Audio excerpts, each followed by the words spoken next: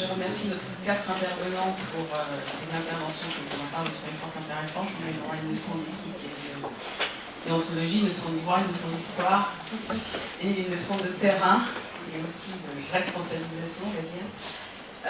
Il est temps de vous passer la parole. Donc, ce que je vais vous demander quand même quand vous souhaitez poser une question, c'est de prendre ce micro que je vais vous faire passer en puisse entendre votre intervention, parce que vous êtes filmé.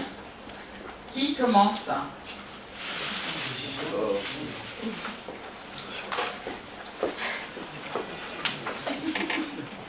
Moi, je vais commencer sur la première question. Je voudrais d'abord remercier le Bruno Sade, dont je suis enseignant dans des écoles journalistes, entre autres. Et je voudrais remercier le personne de Grigny, parce que pour bravo ce que vous avez fait, je connais les scènes par cœur, parce que j'ai vécu à Évry, pas très loin. En 14 ans, et je suis intervenu sur Grigny aussi, mais c'est un autre sujet. Il y a quand même, dans l'affaire Coulibaly, les journalistes ou les gens qui étaient proches des journaux ont reçu quasiment 1 heure après l'attentat, si on peut dire ça comme ça, les non-questions. C'est des dépêches AFP. C'est aussi la photo que j'ai sur mon PC de la vie de recherche de la police. Moi, j'ai dû le recevoir à peu près 1 heure après. Or, je ne suis plus dans le système, au sens réel du terme. On peut se demander qui a eu intérêt à diffuser ce genre d'informations très vite. C'est-à-dire que là aussi, je veux dire, les forces de police n'ont pas été d'une transparence parfaite. Pareil sur Reims. Moi j'ai reçu Reims et je me suis mis sur BFM parce que je me suis dit BFM va nous parler de Reims. Et je l'ai su en gros 1h30 avant que BFM soit sur Reims. Donc il y a des gens qui ont largué de la formation. Et les gens qui ont largué de la formation, je veux dire, les sources d'information dans ce système-là sont dans le public. Enfin, moi je peux vous le dire, elles sont dans le public. Je parle de vous dire qui, par qui j'ai reçu, mais elles sont dans le public. Donc on peut se poser des questions sur l'ordre public. Et après, on voit un président de la République qui se comporte comme un procureur de la République. Là, ça me choque aussi. C'est aussi choquant des erreurs que les journalistes ont fait à ce moment-là. Parce que c'est pas un président de la République d'avoir un discours de procureur de la République, ou rarement d'ailleurs de préfet. Un préfet ne fait pas le boulot de procureur de la République. Donc c'est un peu ça que je vais vous interviewer là-dessus, parce que vous n'êtes pas trop rentré sur les sources d'information. Les sources, elles ne sont pas seulement journalistiques dans ces cas-là. Hein. Non, les sources... Et quel intérêt à diffuser ce genre de sources hein. Non, alors pour revenir sur Coulibaly, la source, elle est très clairement identifiée, c'est la police. Voilà. Parce que Coulibaly... Moi je vous dis, j'ai reçu, je dois recevoir, je ne sais plus exactement j'ai reçu, mais je suis plus dans le système, vous voyez, j'ai même plus de revenus en ce moment. Non, ça pose, alors effectivement, précisément sur Coulibaly, comme il avait été identifié lors de l'assassinat de la policière, à partir de ce moment-là, il y a un portrait robot entre guillemets, puisqu'apparemment il n'était plus si robot que ça, il était assez précis, qui a circulé.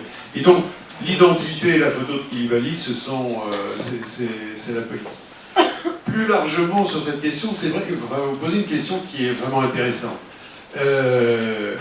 Dans ce genre d'affaires, les seules sources possibles, ce sont les sources policières. Le problème, c'est que ce ne sont pas des sources policières institutionnalisées. Ce sont des relations amicales, de gré à gré, professionnelles, de policiers lambda à journalistes lambda. Et c'est là, ça pose un vrai problème, parce que c'est pas une information officiellement donnée, c'est je te passe un tuyau. Je te passe un tuyau parce que je suis sympa. À la limite, souvent, ça va même pas plus loin que ça, c'est pas parce qu'il y a un intérêt particulier, mais je suis sympa, on a travaillé ensemble, on retravaillera ensemble, alors tu veux que je te dise, je te donne le tuyau. Et on l'a vu, et je ne trahis pas un secret, c'est évident que, en tout cas pour ce qui était de la télévision, donc sur les directs, chaque spécialiste des rédactions avait une oreillette ou un téléphone posé à côté de lui et était en lien direct avec son indique. Voilà. Et les informations circulent comme ça. Alors évidemment, ça pose un problème énorme. C'est que... quelle est en fait la crédibilité des informations qui sont données? On ne peut pas se contenter, c'est pas le seul fait que cette information est de source policière et d'un copain policier, pour en déduire qu'automatiquement cette information est bonne. Donc voilà, il y a beaucoup d'informations qui sont Il y a même des de cette journalistes qui manière. disaient qu'ils ne savaient pas trop. Pardon. Il y avait même des journalistes qui disaient à la télévision qu'ils ne savaient pas de qui il s'agissait, alors qu'on l'avait bien reçu. Oui, bien sûr. Hein, Oui.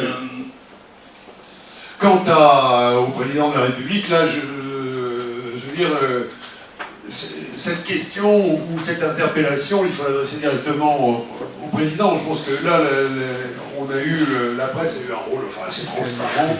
Le président réagit, se transporte sur les lieux, etc. On retransmet sa parole, ce qui est la moindre des choses. Je veux dire, sur le fond, là, je ne vois pas de manquement de notre part. Autre question?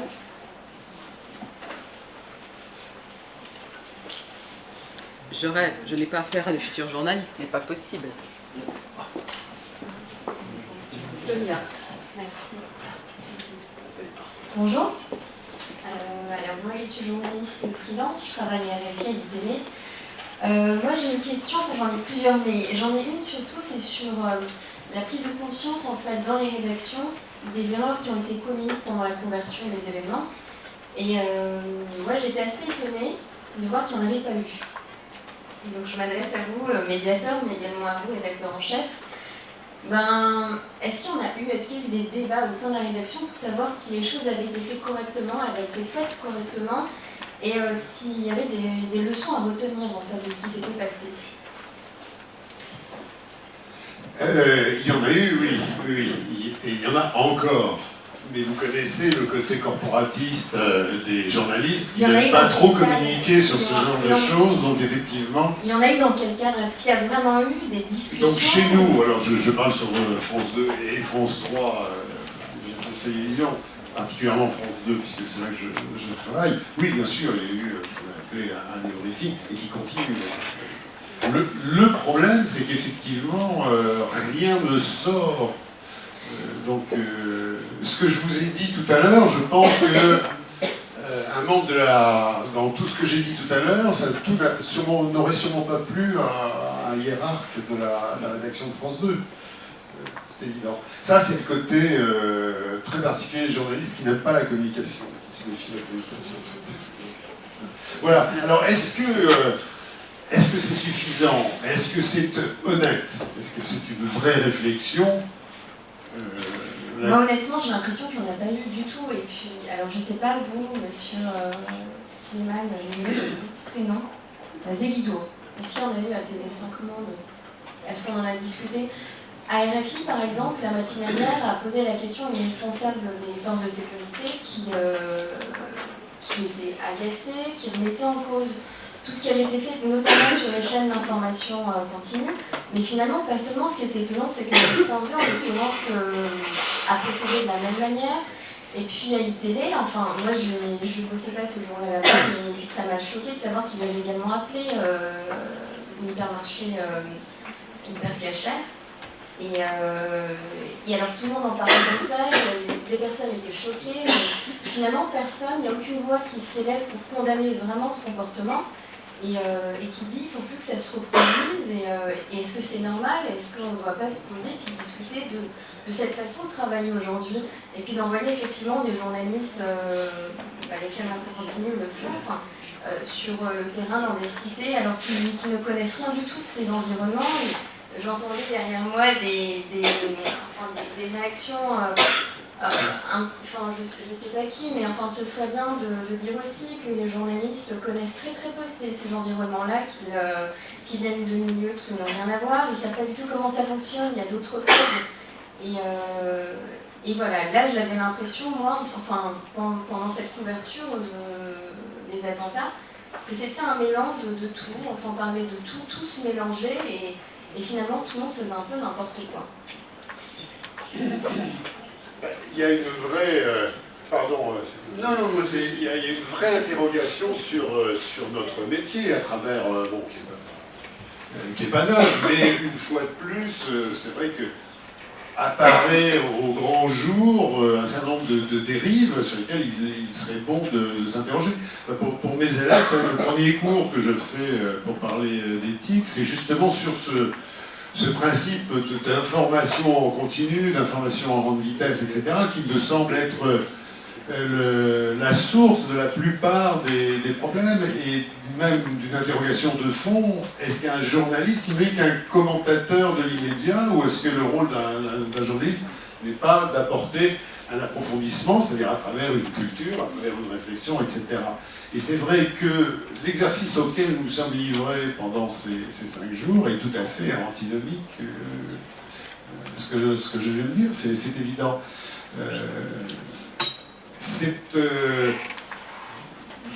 J'allais dire c'est inquiétant, je ne veux pas, faut être optimiste, mais c'est vrai que c'est un des signes de l'évolution de notre métier, ça c'est dû aussi au numérique, on peut travailler de plus en plus en instantané, et le fait que 2 chaînes généralistes se transforment en chaînes tout info et d'info contenu est un véritable coup de tonnerre. Je pense que, je ne sais pas si les gens se sont rendus compte, mais c'est un véritable événement. Je ne suis pas sûr que ce soit un événement heureux, mais c'est un véritable événement. C'est-à-dire que même des chaînes dont ce n'est pas la mission ont compris que l'information pouvait être un créneau porteur, pouvait être un spectacle vendable.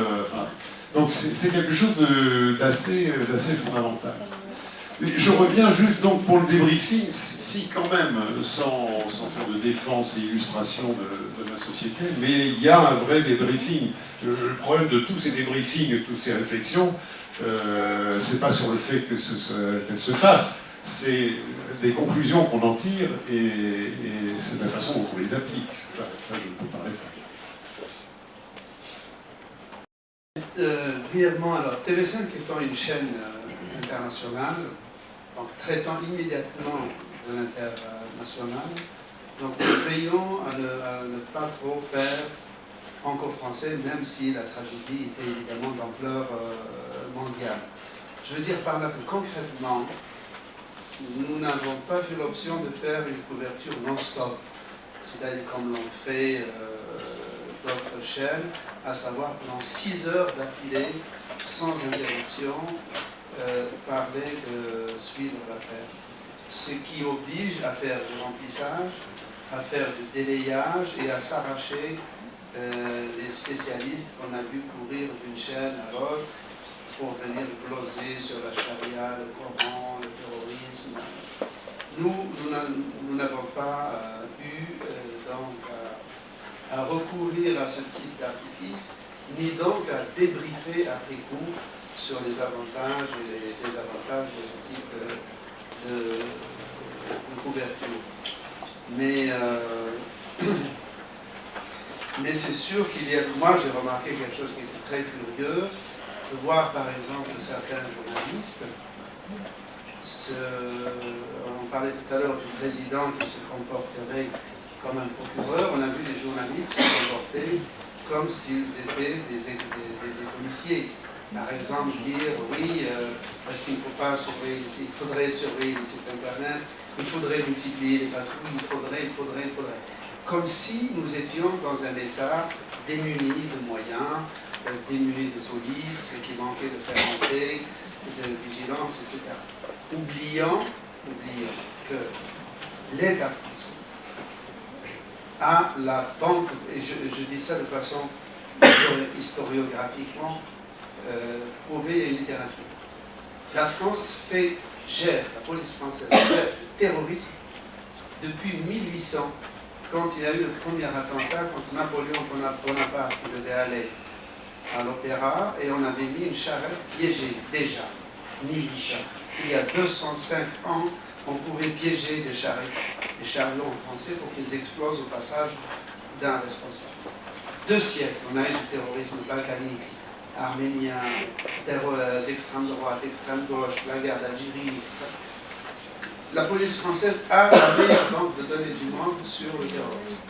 L'État français a des moyens divers, puissants, variés, d'investigation, de poursuite, de renseignement, de collaboration énormes. Ce qui était frappant, c'est de voir des journalistes qui, au lieu de se contenter de faire leur travail de journaliste, appelaient, jouer aux experts, donnant presque des conseils aux services de sécurité sur la manière, des conseils de fermeté d'ailleurs d'abord, ce qui montre qu'ils étaient totalement décentrés par rapport à leur métier, qui est celui d'abord de rapporter des faits, et non pas de fournir des analyses, et encore moins des expertises sécuritaires.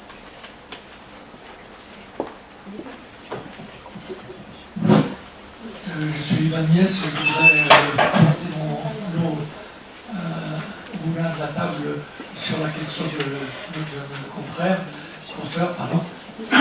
Je suis un ancien rédacteur en chef au Monde, et depuis une dizaine d'années, je travaille sur la déontologie du journalisme avec d'autres compères comme Nicolas et beaucoup d'autres. Il y a eu beaucoup on a fait un débriefing il y a très peu de temps, Nicolas et moi on y était, en vue de préparer justement une journée entière des assises du journalisme qui ont lieu normalement à l'automne, ça sera le 13 mars, consacré justement à tout ça et à ce qu'on pourrait faire maintenant. Donc le tour de table a permis de voir qu'il y avait, au contraire, dans toutes les rédactions, qu'elles soient de l'audiovisuel, qu'elles soient de la presse écrite ou des médias électroniques indépendants, il y a eu beaucoup de discussions sur tout ça. Et puis, ces discussions étaient aussi à la mesure de l'intérêt énorme qu'ont manifesté les Français et déjà, on sait qu'ils s'intéressent beaucoup à l'information. Alors, le dernier sondage de la Croix de Paris, le 29 janvier, a montré que là, il y avait encore un petit plus dans ce sens. Donc, les gens sont très critiques vis-à-vis des médias, mais en même temps, ils s'intéressent énormément à l'information. Et c'est parce qu'ils s'y intéressent beaucoup que souvent, ils ne sont pas satisfaits. Donc, les discussions qu'il y a eu dans la profession, je crois, étaient à mesure des attentes du public. Maintenant, ce qu'on peut espérer, c'est que ça va déboucher un peu. Et c'est justement pour laquelle des gens comme l'association dont je m'occupe, comme l'Observatoire de la déontologie de l'information, comme surtout les assises de journalisme, vont pouvoir voir qu'est-ce qu'on fait maintenant. Et ça sera ça le thème des ateliers. Qu'est-ce qu'on va pouvoir faire maintenant pour que... parce que le problème, c'est qu'il ne suffit pas pour l'avenir que dans chaque rédaction, on fasse ce débriefing dont a parlé Nicolas et qu'on en tire des conséquences, mais il faut aussi que l'ensemble de la profession peut-être soit mobilisé et se sente responsable vis-à-vis du public. Or, il n'y a pas en France de lieu d'échange, de conseils de presse comme il y en a à l'étranger, etc. Et donc, il faudra bien qu'on trouve un jour les moyens que cette profession prenne collectivement ses responsabilités à travers des organismes comme ça.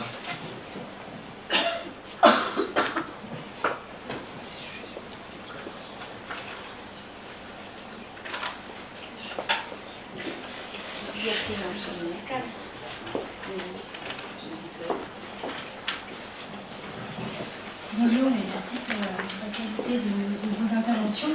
J'avais une petite question pour Angélique Lamy. Vous disiez tout à l'heure que le droit de blasphème, n'existait pas sur le territoire français, ce qui n'est pas tout à fait exact puisqu'il existe encore dans l'Est, en Alsace. Est-ce qu'il y a eu, à votre connaissance, des procès dans cette circonscription judiciaire autour de ça et dans quelles circonstances voilà. Alors, de mémoire, ça fait très longtemps qu'il n'y a pas eu de condamnation à titre de blasphème en Alsace-Moselle et surtout, ce qui est intéressant, c'est qu'il me semble que la veille de ces événements, il y a eu justement des manifestations pour la suppression du blasphème en Alsace-Moselle. Et justement, ça en est où ce devant la République une et indivisible, justement, pourquoi est-ce qu'on n'en est pas encore du concordat? Oui, c'est à cause du concordat. Mais je pense qu'effectivement, la remise en cause de cette notion de délit de blasphème va permettre la suppression. Il faut en général qu'il y ait des mouvements sociaux pour qu'on obtienne la suppression de ce genre de délit. Et c'est ce qui s'est passé notamment il y a quelques années avec le délit d'offense au président de la République, qui était un délit, on va dire, d'arrière-garde, et qui a trouvé à être supprimé du fait de certains éléments, à savoir la fameuse polémique autour du questeur de con et la condamnation du citoyen qui avait insulté un président de la République et les précédents qui avaient pu poursuivre sur le terrain du délit d'offense au président de la République. Il suffit souvent qu'il y ait un événement pour qu'on agisse. Le droit, on dit qu'il a en général 10 ans de retard par rapport à l'évolution de la société. Une précision sur cette question. En 2006, il y a eu un procès intenté contre une pièce de théâtre dans cette région qui était accusé de parodier, de ridiculiser le Christ. Nicolas Sarkozy, en tant que ministre des cultes, était intervenu pour dire qu'il fallait maintenir le délit de blasphème dans cette région. Alors je ne me rappelle pas très exactement si la pièce avait été retirée ou pas. Il me semble que oui, sous réserve de vérification. Donc en 2006, il y a eu quand même une affaire, et surtout Nicolas Sarkozy avait été venu en appui au fait qu'il fallait maintenir le délit de blasphème. Et sur les 28 pays européens, 12 pays européens ont un article sur le délit de blasphème. Celui en Angleterre, il y a un délit de blasphème contre la religion anglicane seule, qui est la religion de l'État, et je crois qu'il a été supprimé ou invalidé il y a quelques années. Et en Allemagne, en Grèce, il arrive encore que des œuvres soient interdites, même si après l'interdiction, à cause du droit européen, est cassée. Bonjour, je m'appelle Nassim Chik, je suis étudiant ici. Ma question est pour notre invité de la mairie de Grigny. Dans votre intervention, vous disiez d'un côté que vous reprochez aux journalistes de venir en étant pas assez préparés et de venir avec beaucoup d'a priori sur la réalité de ce milieu et de ces territoires.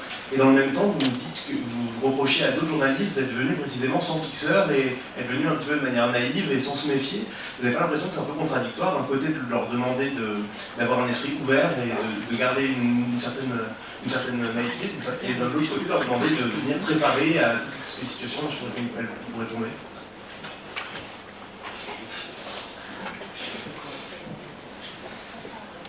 Je ne vois pas trop de contradiction entre les deux, mais déjà je dois dire, moi je reproche rien aux journalistes. Les journalistes, ils font bien ce qu'ils veulent.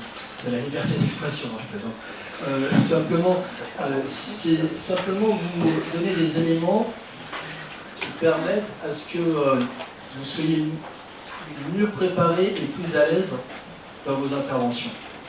C'était ça, dans la scène de guerre, vous avez parlé de fixeur. Si on arrive avec cette mentalité-là, évidemment qu'on va se retrouver aussi être orienté vers ce qu'on recherche, c'est-à-dire vers de la délinquance, vers de la violence.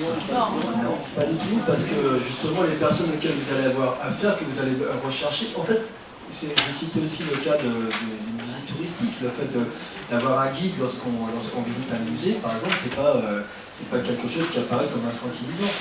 Lorsque vous arrivez dans un quartier ou dans une ville ou dans un endroit que vous ne connaissez pas et où, a fortiori, vous risquez d'être orienté vers ce qui brille le plus, entre guillemets, ce que je vous suggère, encore une fois, c'est tout simplement une suggestion, c'est de faire appel à des personnes qui sont du quartier, qui n'ont pas de rôle institutionnel. Bien entendu, moi je ne vous demande pas de faire appel aux institutions, même si j'en suis dans l'entendeur, mais de manière à pouvoir mieux travailler, être plus à l'aise, être plus efficace et avoir un meilleur ressenti de la situation. Et donc que vos papiers s'en trouvent aussi bonifiés. Voilà, c'était juste ça.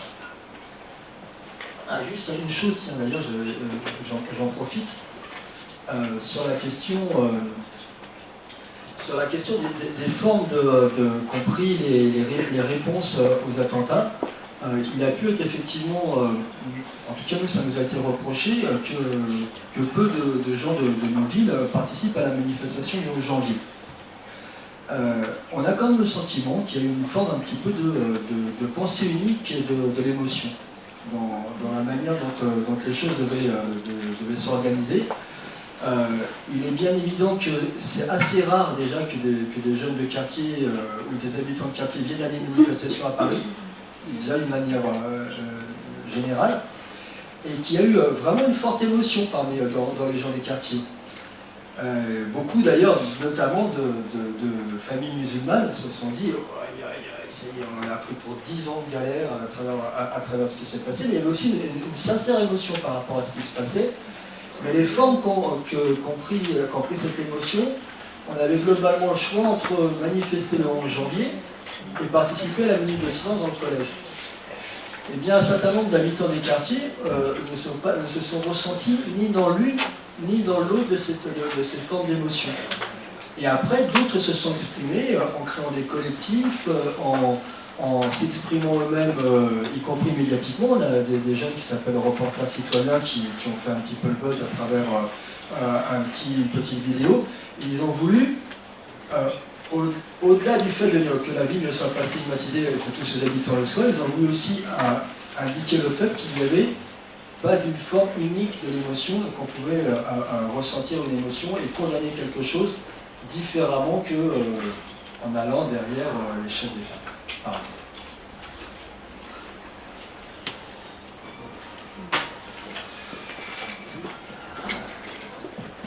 Bonjour, ma question est pour l'adjoint au maire de Grigny. J'aurais voulu vous demander si, au vu de la manière avec laquelle ont été traitées les personnes qui ont malencontreusement et de manière très dommageable été brancardées et toutes rangées sous le slogan « Je ne suis pas Charlie », de manière très générale et couvrant des personnes qui avaient des opinions très différentes sur le sujet. Est-ce que cette couverture médiatique-là, avec une stigmatisation telle de certaines personnes, a renforcé des antagonismes qu'il pouvait y avoir dans les écoles, entre les deux classes, etc. Et le fait que voilà, il y ait des élèves qui se soient sentis complètement isolés parce que les autres les stigmatisaient en leur disant mais oui, t'as pas fait la minute de silence, t'es pas à la manifestation, t'as pas, etc., etc. Je voulais savoir comment ça s'était passé dans les écoles dont vous avez pu avoir les retours. C'est un peu le prolongement de l'intervention précédente, c'est de dire qu'effectivement, il y a eu un ressenti qu'il y avait, comme s'il y avait une république des inclus et une république des exclus, il y avait une forme d'émotion des inclus et une forme d'émotion des exclus, et que celle des quartiers n'était pas légitime, enfin, n'était pas respectable. Un grand nombre de personnes ont dit on est profondément choqués de ce qui s'est passé, mais on n'est pas Charlie. Parce que on est blessé par rapport, par exemple, aux caricatures. Voilà. Mais en aucune manière, pour nous, ça ne justifie de tuer des gens. Voilà. Si on n'est pas d'accord avec quelque chose, on fait un procès, on s'exprime, etc. Dans les écoles, la minute de silence, alors, elle a posé assez peu de problèmes. Il y a eu 5 cas de jeunes collégiens qui ont exprimé leur refus de faire la minute de silence à Grigny sur les 3 collèges. Sur les 5 personnes, 2 ont exprimé une orientation idéologique. Disant, voilà, nous, on pense qu'ils ont eu ce qu'ils méritaient, globalement. 2 sur 1800 élèves scolarisés dans les collèges, voilà, ça donne une notification. Les 3 autres, c'était plutôt par bravade. Mais un nombre plus significatif de personnes ont fait la minute de silence en ayant le sentiment qu'il leur était imposé une forme d'émotion, là aussi, et moi je sais, j'en ai discuté avec mon fils qui est collégien, il m'a dit, moi j'ai fait la minute de silence, mais franchement ils prennent la tête, parce qu'ils n'ont pas décidé de la manière dont on ressent notre tristesse ou notre refus de cet acte-là. Et ça renvoie, pour finir à ce que vous pointiez, heureusement qu'il y a eu d'autres formes d'expression, parce que sinon je crains que ça n'aurait encore créé une rupture encore plus forte. Qu'il y aurait eu encore un sentiment d'exclusion supplémentaire. Et fort heureusement, il y a eu des expressions citoyennes, notamment des jeunes, des associations, etc., qui ont rétabli un peu le lien. Mais il y avait un petit risque que la fracture s'ouvre encore un petit peu entre ceux qui avaient exprimé l'émotion dans les bonnes formes et ceux qui ne l'avaient pas.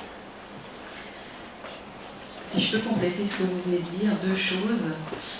Déjà, l'émotion des inclus, l'émotion des exclus. Vous avez mis dans les exclus les quartiers. Alors juste une chose, je connais beaucoup de gens qui vivent à Paris, dans des très très beaux quartiers, qui ne se sentaient pas Charlie, qui se sont sentis exclus de cette effectivement injonction à l'émotion unique sous la bannière « Je suis Charlie ». Je tiens à préciser cela parce que, encore une fois, Il n'y a pas une France qui s'arrête au périph' et une autre qui commence après. Voilà. Très clairement, ça je l'affirme haut et fort. J'ai d'ailleurs été étonnée de voir à quel point c'était ressenti par une majorité de gens que je connais et qui vivent à Paris et pas uniquement à Port-de-la-Chapelle où je vis moi-même. Première chose. La deuxième chose sur la minute de silence, c'est quand même intéressant. Moi, sans revenir sur une histoire personnelle, je suis fille de psychanalyste. Imposer le silence quand il n'y a pas eu de parole, je pense que Freud se retournerait dans sa tombe. C'est-à-dire qu'en fait, on s'est rendu compte aussi, au vu des différents témoignages de certains enseignants, qu'il n'y avait pas eu de problème là où il y avait eu de la parole avant la minute de silence. C'est-à-dire déjà une explication et inviter effectivement les élèves, au-delà de toute dimension idéologique, à se recueillir en respect pour les victimes. Donc ça aussi, effectivement, c'est une injonction, après qui n'a pas forcément été facile pour tous les enseignants de s'en emparer, et quand elle a été imposée directement, elle a suscité des réactions de rejet. Troisième aussi élément, je dirais, intéressant, c'est aussi le phénomène adolescent, qu'on évacue totalement quand même. L'adolescent est, je ne vous apprends rien, très souvent un être en construction et qui doit passer par une forme d'opposition de rébellion, sans rentrer encore une fois dans la psychanalyse sauvage. C'est souvent occulté des débats, et c'est vrai que parfois c'est des phrases qui sont très provocantes, parce qu'elles sont aussi une forme d'expression qui doit être plus forte à ce moment-là. Voilà, juste pour un petit peu. Au-delà de ça, moi je n'avais pas une question de forme. Nicolas donc, a évoqué les débats dans les rédactions. Je ne sais pas s'il y a eu débat sur les mots choisis, mais en tout cas, j'interpelle Angélique et Slimane sur deux aspects, donc en termes, je ne sais pas, de droit, alors je ne sais pas si ça relève du droit. Attentat, exécution, assassinat, je me suis vraiment posé la question de la façon dont on utilisait ces mots dans ce contexte-là. Et la deuxième chose, Slimane l'a un petit peu évoqué, la question de la décommunauté, puisque aujourd'hui, effectivement, arrive quand même dans les médias le fait qu'il n'existe pas une communauté musulmane. Alors, est-ce qu'il existe une communauté juive? Est-ce qu'il existe des communautés musulmanes? Effectivement, quel mot on met aussi, parce que je pense que les mots ont quand même une importance. Merci.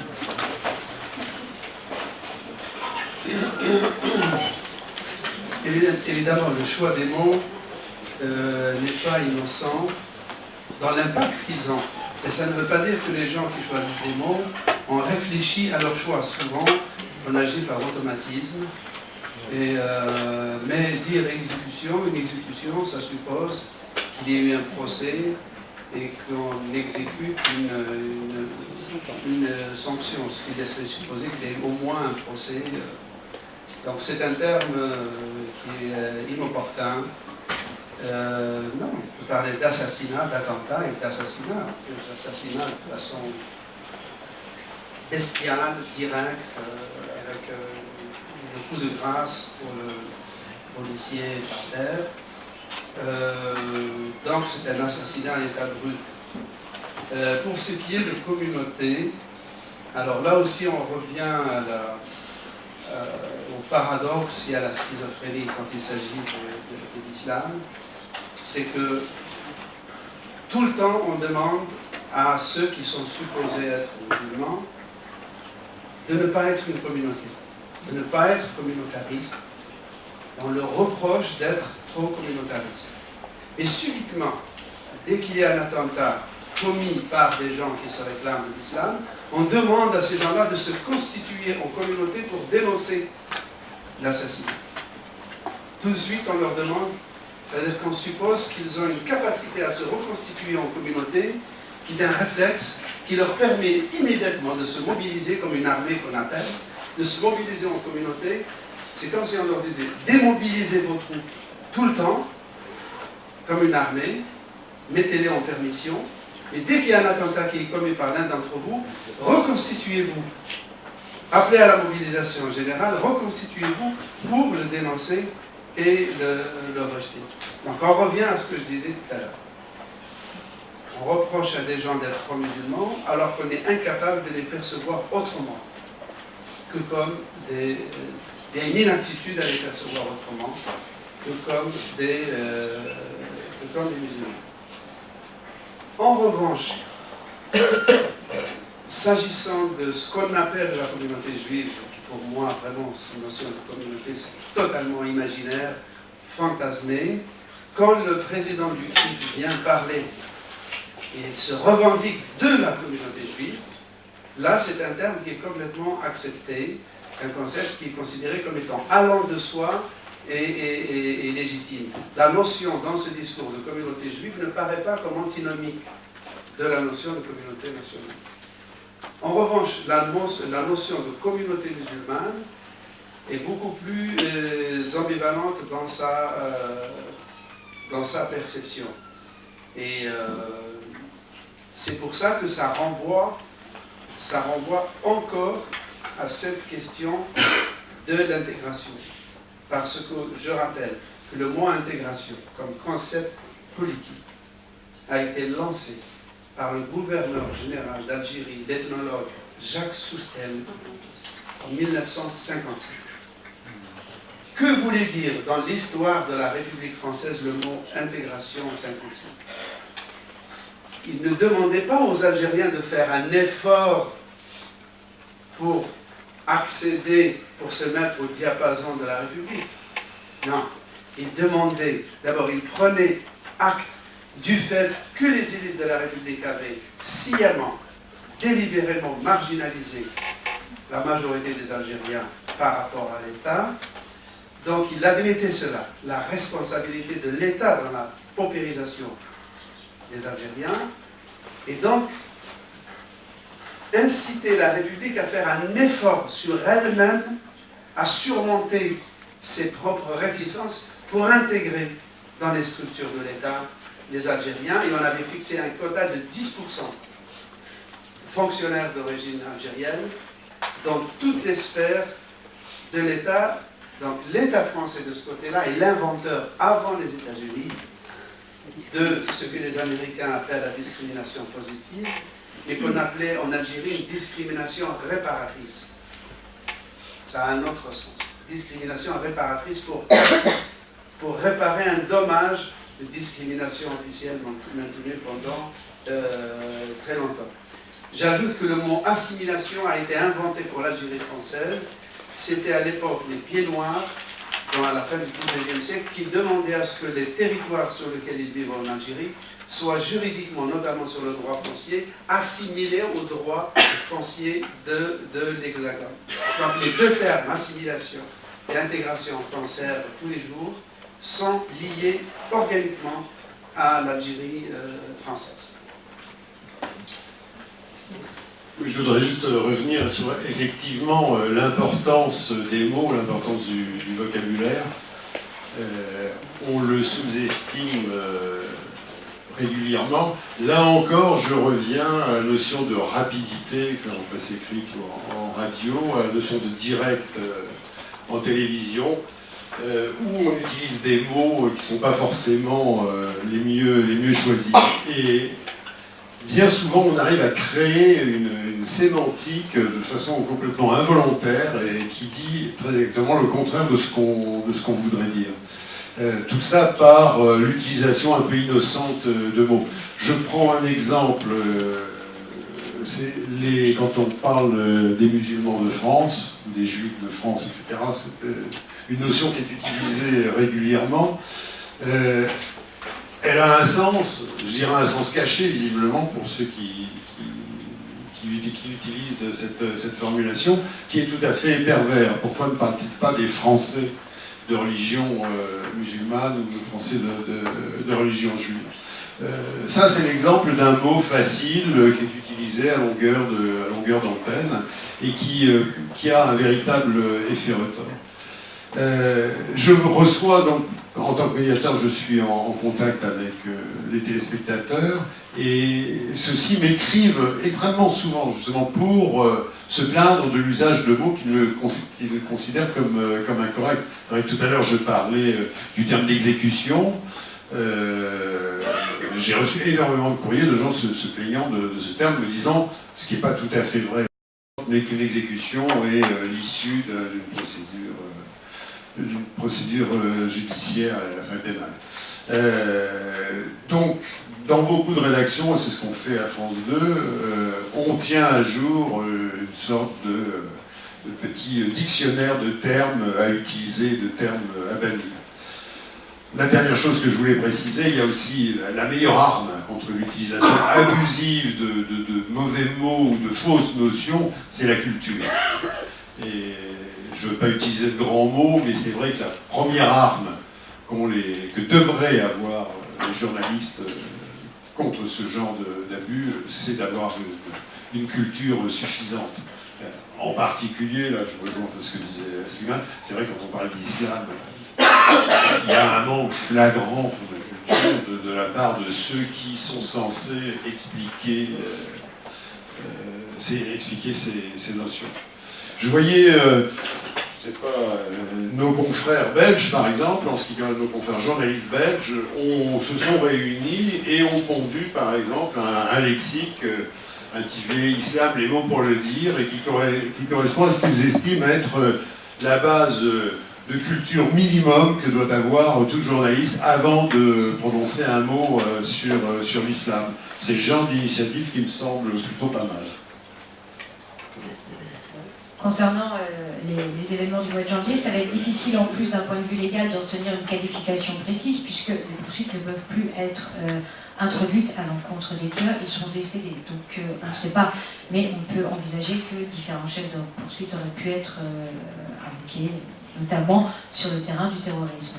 Après, et pour revenir sur la question de la communauté, quand j'ai parlé tout à l'heure, j'ai fait référence à l'association des Abous de France, c'est eux qui ont revendiqué le terme d'être une communauté religieuse et d'intervenir au nom de la communauté musulmane. Mais la loi, elle ne parle pas de communauté, elle dit qu'il y a une possibilité d'agir quand une personne ou un groupe de personnes. Alors, les personnes peuvent se réunir entre elles et considérer qu'elles constituent une communauté et intervenir à ce moment-là, en ce moment-là. Mais effectivement, la loi parle de groupe de personnes ou de personnes et pas de communauté. C'est un abus de langage évident. Je m'excuse, je me retrouve sur une histoire personnelle. Dans les années 80, je crois que c'est 82 exactement, j'ai été commis pour faire un rapport du gouvernement sur justement ce sujet-là. Et on a choisi de ne pas utiliser ces termes, puisque le rapport que je viens de vérifier s'appelle exactement Immigration, le devoir d'insertion. C'est très intéressant, ce rapport, il a été avec plusieurs personnes. L'une des chefs de file, c'était Valézel, que je voulais décéder, qui était l'un des chefs de file de ce rapport. Intéressant, ce rapport n'a pas été publié. Il y a eu un refus de publication.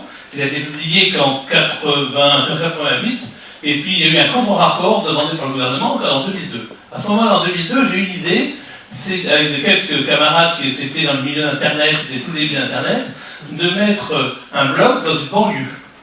Mais je peux vous dire que j'ai eu deux difficultés. La première, c'est de trouver des journalistes qui veulent participer. Et la deuxième difficulté, c'est de trouver un local pour m'installer. Alors en fait, vous connaissez tous, c'est l'histoire de Bondi Blog, hein. Et les journalistes, je n'ai pas trouvé un journaliste français. J'ai trouvé que des journalistes suisses, puisque c'est Michel Doré, un groupe suisse qui s'est installé. Vous savez que Grigny a refusé l'installation de Grigny, si vous ne savez pas, je peux vous expliquer. Pour vous dire toutes les banlieues qu'on refusait, qu'on avait testé, avec les petits copains qui avaient écrit ce rapport. C'est très intéressant en termes psychologiques. Et ça, je vous renvoie à la question, c'est est-ce que vous pensez que l'accès des journalistes ou l'introduction de journalistes de manière permanente dans une zone comme ça peut être quelque chose d'utile ou pas, maintenant, avec le recul et avec la Australie, parce que ça change de choses. Sachant que je vous dis, Grigny a refusé, je pourrais vous envoyer la lettre du maire de l'époque, qui est très intéressante sur le sens psychologique aussi, qui refuse la présence de journalistes en disant vous n'avez rien à foutre là-dedans. Et encore plus vous, les petits verdeux qui font de l'internet, hein, du blog. Tu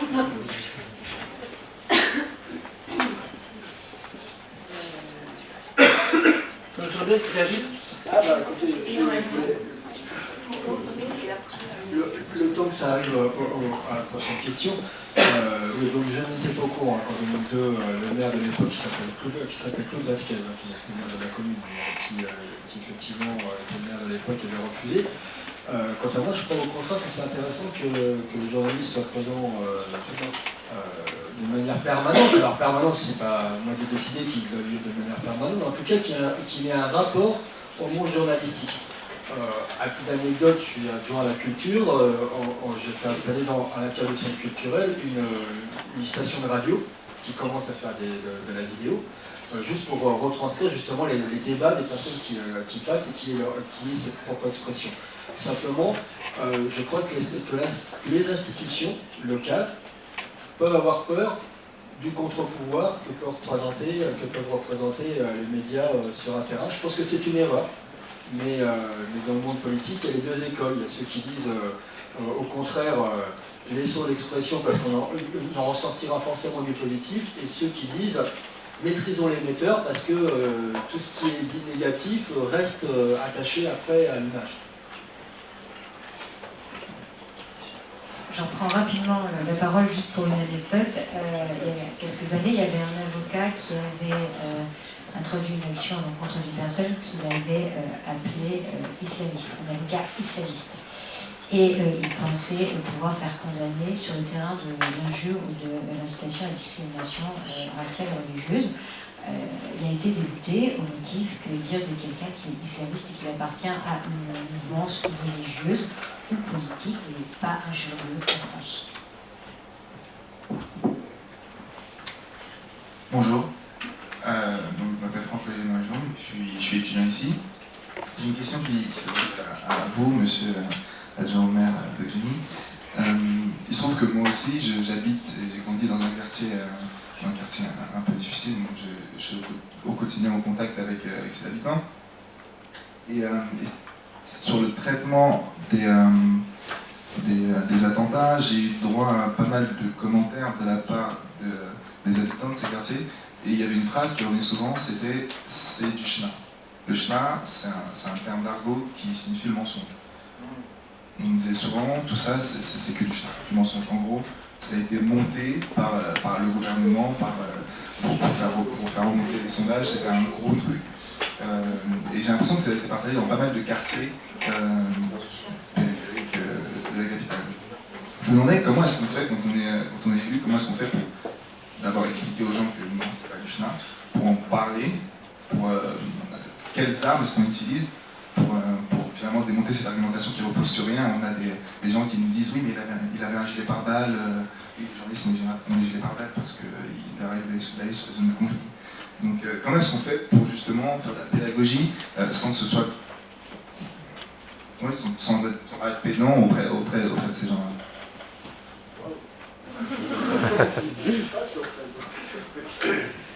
Ce qui est sûr, c'est que l'aspect complot est arrivé. Beaucoup. Mais il est lié à une réalité, ça s'appelle Internet.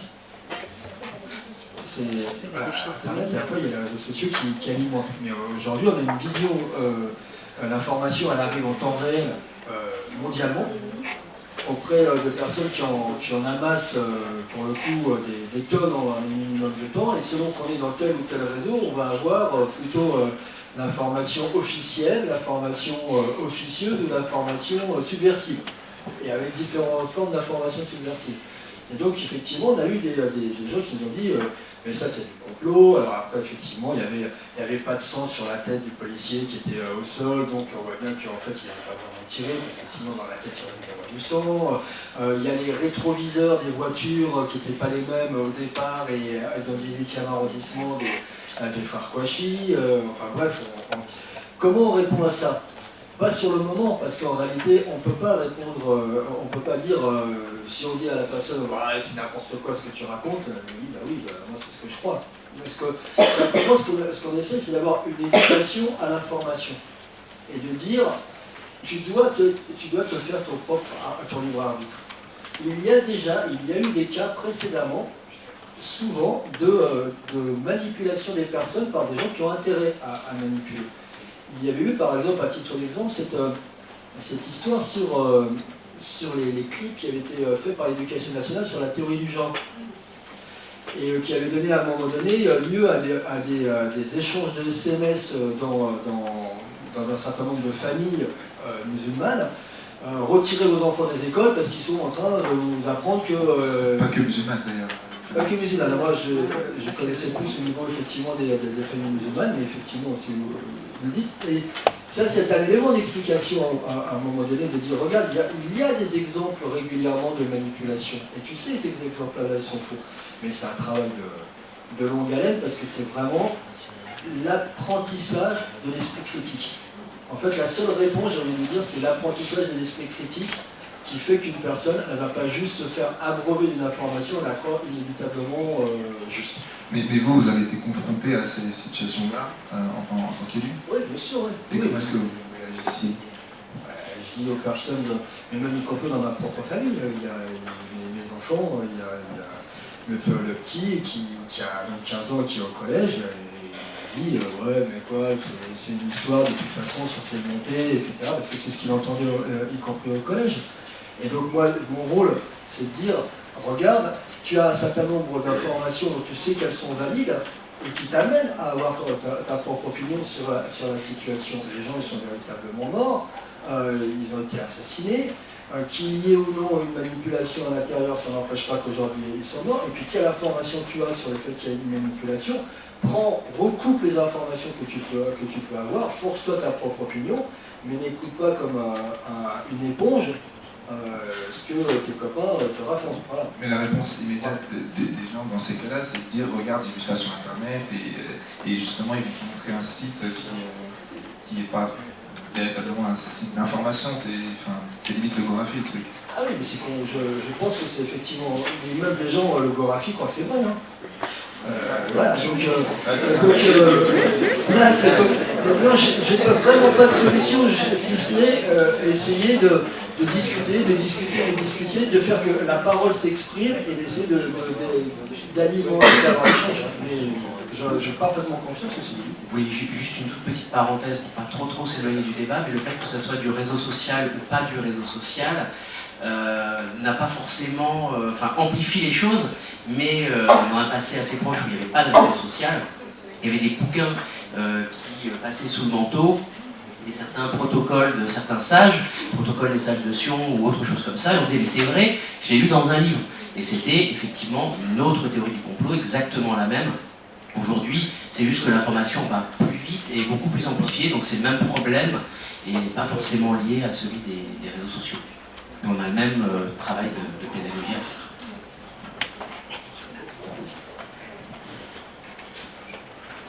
La question serait plus pour messieurs Zegoudi et Jacob. J'aurais voulu avoir votre vision et votre avis sur l'utilisation des termes d'intégration et de musulmans intégrés ou de personnes intégrées dans les médias.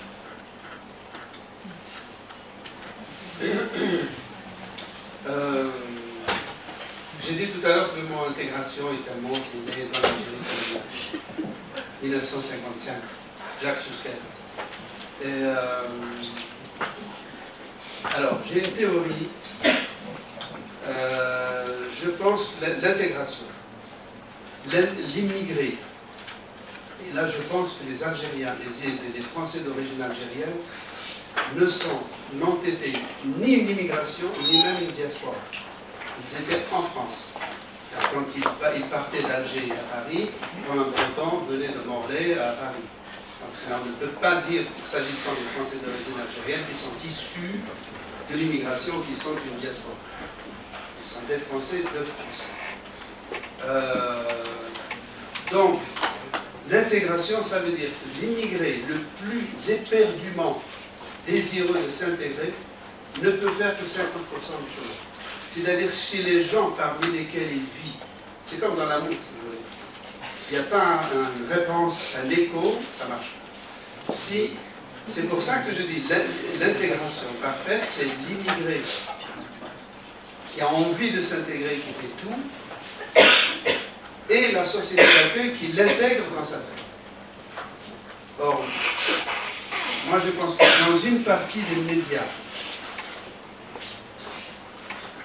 les gens ne se sont pas fait à l'idée que les Français d'origine musulmane ou maghrébine font partie de leur identité intime nationale.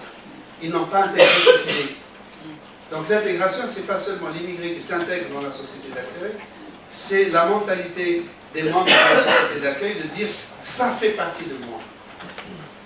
Mohamed, Saïd, Ibrahim, Nasma font partie de moi, de mon intimité, de ma chair, de mon destin. C'est cela qui n'a pas... donc ça suppose, c'est ça le dernier volet de l'intégration. La deuxième remarque que je ferai, c'est que l'intégration est toujours un paradoxe. C'est quand une communauté est totalement intégrée que ça suscite un rejet. Je m'explique. Moi, je suis à Paris depuis 40 ans. Tant que les immigrés, disons maghrébins, étaient confinés dans des boulots particuliers, à part des agressions de temps en temps, il n'y avait pas un racisme, disons, idéologique, conceptualisé et à tournure pseudo-académique.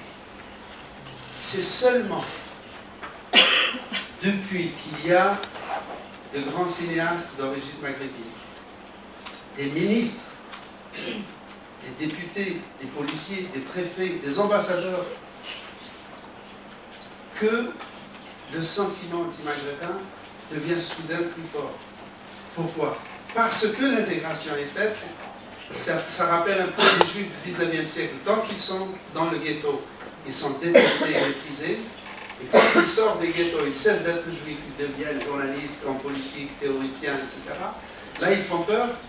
Et c'est à ce moment-là que naît l'antisémitisme, qui n'est plus un anti-judaïsme à base religieuse, mais on a ethnicisé l'appartenance au judaïsme. C'est-à-dire que même quand le type devient chrétien, on lui dit tu es quand même un juif. D'où ce dicton des juifs qui se convertit au christianisme.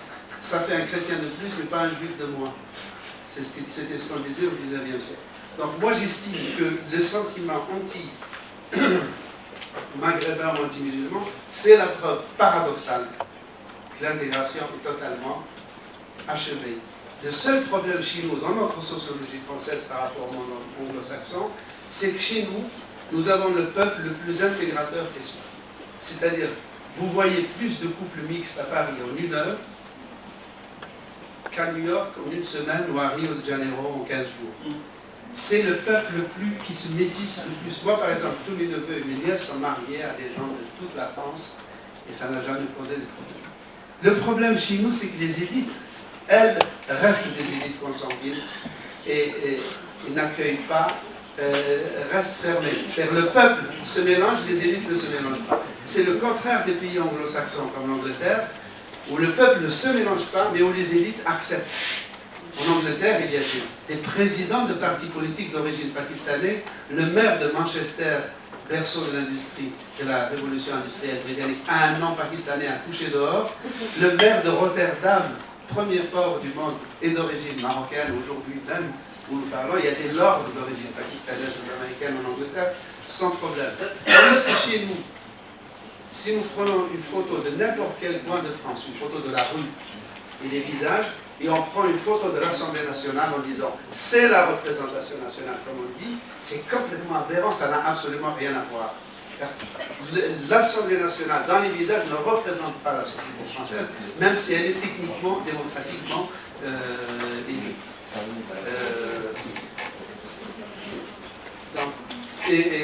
J'estime donc que l'expression, par exemple, moi je suis la 7e génération berbéro, arabo, maghrébéno, né dans le cadre français. 7 générations. Dans la légende de la famille, mon arrière-arrière-grand-père est entré à Sébastopol avec les Zouaves. Donc, demander à quelqu'un comme moi s'ils se sont intégrés, etc., ce n'est pas ridicule, ce n'est pas absurde. C'est obscène, presque. Donc, il faut toujours interroger ceux qui parlent de l'intégration. Non pas sur le sujet qu'ils soulèvent, mais sur leur mentalité. C'est pour ça que dans certaines questions à la télé, par exemple, on dit, on parle de la France. Monsieur Mohamed, est-ce que vous condamnez les exactions que font les talibans en Afghanistan? Quel rapport? Quel rapport? Et lui demander s'il est pour, s'il est contre les exactions en Afghanistan, cela suppose, si on lui pose la question, qu'il est susceptible de dire je les approuve. C'est pour ça qu'on lui pose la question. Et le plus beau, c'est que la plupart de ceux qui parlent au nom de l'islam ont intériorisé ce soupçon, et quand on leur pose la question, ils sont ravis de donner le gage en disant mais je suis républicain, je suis pour ceci, pour la démocratie, pour la tolérance. Et du coup, comme ils l'annonnent de façon auto-justificatrice, ils ont l'air d'être fourbes et pas tout à fait sincères. Ce qui encore entérine le préjugé. C'est ceci qu'il faut casser. Et l'intégration, à mon avis, elle est complètement faite. Sauf que chez nous en France, on a l'impression qu'un type intégré, c'est un type qui n'a pas d'histoire. Si on peut être un délinquant, malheureusement, négativement intégré, mais on est intégré. Et on peut être comme un Chinois immigré qui travaille 18 heures dans un atelier souterrain et qui n'a aucune histoire. Est-ce que celui-là est plus intégré que le délinquant? Non. Être intégré, c'est mettre toute civile dans la société dans laquelle on est. De ce côté-là, pour moi, l'intégration, ce n'est plus un problème. Il y a des problèmes sociaux. Il y a deux façons de réagir à ces problèmes sociaux. Soit on les traite comme des problèmes sociaux et politiques, et on met en œuvre les solutions politiques et sociales, soit on les considère comme des problèmes ethniques et théologiques, et on en a pour 100 ans. Et c'est un pur gâchis de personnes. Vous parliez de musulmans intégrés. Non, je parlais de musulmans intégrés, mais simplement de maghrébins intégrés. Ah oui, non, mais parce que c'est pas pareil, je reviens juste, enfin je relève musulmans intégrés, parce que c'est... Quand j'entends ça, ça me fait grimper au rideau. Il y a un vrai problème. L'intégration, c'est une notion républicaine qui fait référence à l'intégration dans une société. Ce n'est pas une référence à une religion. Et c'est vrai qu'on a tendance, avec l'actualité de ces derniers temps, à mélanger des notions qui sont à ethniciser, comme tu disais, mais à mélanger des notions qui sont religieuses à d'autres qui sont nationales. Donc, qu'on me parle d'un Marocain intégré, je peux comprendre, et si un des confrères journalistes l'écrit, je trouve ça normal, mais un juif intégré ou un catholique intégré ailleurs, je veux dire, ça n'a aucun sens, et ça a une signification qui est tout à fait retors. Et on en arrive à des dérapages tout à fait malheureux, comme celui qu'on a eu à l'antenne l'autre jour avec David Pujadas. Bon, le pauvre, on ne veut pas le suspecter de quoi que ce soit, mais ça montre bien le danger de ces alliages complètement contre nature. Et donc, Pujadas parlant d'un musulman marié avec une Française. Ça devient bizarre. Mais ça, c'est une nationalité, mais une logique. Non mais voilà, mais c'est une logique perverse, et il ne faut pas... donc il faut être très attentif à ces termes, à ces fausses notions qu'on crée comme ça, qui quand on y réfléchit un peu, à cause d'avoir le temps d'y réfléchir, n'ont aucune signification. Même l'expression musulman modéré. Moi je trouve que c'est une expression infamante. Parce que ça veut dire que si on n'ajoute pas le mot modéré, et qu'on est seulement musulman, ça veut dire qu'on est avec un fanatique. Il faut ajouter le mot modéré pour que ça passe. C'est l'expression la plus infamante, c'est un véritable vecteur d'image négative sur les gens qui se réclament de l'islam. Certains y ont vu l'équivalent moderne du bon nègre du 19e siècle. Et je disais, certains ont vu dans cette expression l'équivalent moderne du bon nègre, très utilisé au 19e siècle. C'est-à-dire, il est nègre, mais il est quand même sympa, quoi. Il ne va pas vous manger. Voilà, et là c'est pareil, il est musulman, mais il ne mord pas, et il est bien élevé. Moi j'ai une autre question à vous poser. Quand on regarde maintenant les résultats de maths, où il y a un rapport assez fort entre la couverture des événements et l'audimat, est-ce que dans le futur, les chaînes n'auront pas intérêt à couvrir les événements, même de manière stupide, en faisant des heures sur les événements, puisque l'audimat fonctionne? On sait que Antenne 2 est passé à la une à cause de ça. Enfin, en gros... Oui, non, mais on ne va pas se cacher. Et que BFM atteint des scores inespérés. Effectivement. Ça... Donc, je suis une marque de base, directeur de chaîne, qui n'a jamais rien compris aux médias. J'ai envie de leur dire que les enfants, vous allez courir. Non, effectivement, tout ce qui est direct, fenêtre ouverte sur un événement qui se passe, marche plutôt bien. On l'a constaté dans d'autres occasions, y compris pour des choses assez étonnantes comme les obsèques de Philippe Seguin en direct, ça marche très fort. Les gens, effectivement, apprécient ce côté Vraiment, moi je compare une fenêtre ouverte, on s'accoude à la fenêtre, on regarde ce qui se passe dans la rue, voilà, même s'il ne se passe pas grand chose, mais ça capte. Donc effectivement, ça marche. Très honnêtement, pour le cas qui nous intéresse, les opérations terroristes, Charlie et l'hypercacher, franchement, il n'y a pas eu ce raisonnement, il n'y a pas eu de raisonnement cynique. C'est vrai que ça a été un mouvement qui est venu d'ailleurs de la rédaction, des journalistes, et c'est comme ça que l'affaire est née. Mais c'est vrai qu'il y a un public pour ça fonctionne très fort. J'ai apporté quelques chiffres, mais par exemple, je cumule TF1 et France 2, l'édition spéciale du jeudi 8, c'est-à-dire le lendemain à 20h, rassemble 12,5 millions de téléspectateurs. C'est plus de 2,5 millions de la normale. En plein après-midi, le vendredi, on a 6,5 millions de personnes devant leur poste. Je parle uniquement TF1, Antenne 2. Il y a les Tout d'Info qui font aussi des audiences non négligeables. Mais vous vous rendez compte, 6,5 millions de téléspectateurs en plein après-midi. C'est quand même des chiffres absolument énormes. Le dimanche après-midi, pour la manifestation, il y a 6,5 millions de téléspectateurs, là encore. Et 15 millions de téléspectateurs à 20h. Donc c'est vrai qu'il y a un vrai... Avant de parler, de dire un vrai succès, c'est pas ma position, je ne suis pas PDG, je ne vais pas m'occuper de ça, mais dire qu'il y a un vrai appétit du public pour ce genre de choses, pour le vivre l'événement en direct. Ça dit, à part la course à l'audimat, moi je m'interroge encore sur la motivation de toutes les chaînes de télé d'avoir des caméras plantées devant l'hypercacher pendant tout un après-midi. Et je me pose la question parce que moi j'étais à mon cabinet d'avocat avec des collègues et j'avais des consoeurs qui étaient devant leur ordinateur avec des fenêtres ouvertes, comme si on était tous plantés à Vincennes, en train d'attendre le moment où les gens allaient se faire buter. Excusez-moi d'être un peu trivial, et je m'interroge sur la pertinence, sur le travail de journaliste qui a été fourni ces jours-là, parce qu'en termes d'éthique, moi ça me gêne, ça me choque, et je ne comprends pas, encore une fois, à part la course à l'audimat, ce qu'ont cherché toutes les chaînes de télévision à ce moment-là. Quelle est la valeur ajoutée? Quelle est la plus-value de l'information? S'il en est une, donnez-la moi, elle m'intéresse.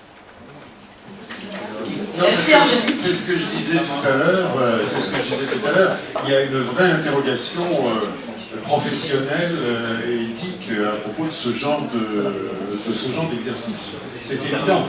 Et c'est un exercice extrêmement pervers. Très, très simplement, donc il y a mercredi soir, après le 20h, il y a une volonté qui émerge de la rédaction. Il faut faire plus, c'est un événement énorme. Donc le lendemain matin, il y a une décision qui est prise, on prend l'antenne, puisque c'est la traduction de il faut faire plus. Avec tout d'un coup une peur au ventre énorme, c'est qu'est-ce qu'on met à l'antenne? Il ne se passe rien. Et à l'époque, et à ce moment-là, quand on prend l'antenne, on ne sait pas encore que les frères Kouachi sont logés, etc. Donc voilà. Et c'est là où, effectivement, il y a un engrenage qui se met en route, c'est qu'il faut tenir l'antenne. Tenir l'antenne coûte que coûte, coller au feu de choses qu'on a, éventuellement les exploiter au mieux, etc. Donc ça, c'est vrai qu'il y a une vraie interrogation à avoir en tant que journaliste. Ce que je disais tout à l'heure, grosso modo, pour réaliser, c'est est-ce que les journalistes sont des simples commentateurs de l'immédiat ou sont des analystes, des éditeurs en perspective. Bon, ce sera le mot de la fin. Je vais méditer sur cette belle phrase, surtout pour les étudiants futurs journalistes, et déjà journalistes par ailleurs. Je voulais vraiment remercier nos intervenants pour leur présence, leur discours, leurs analyses.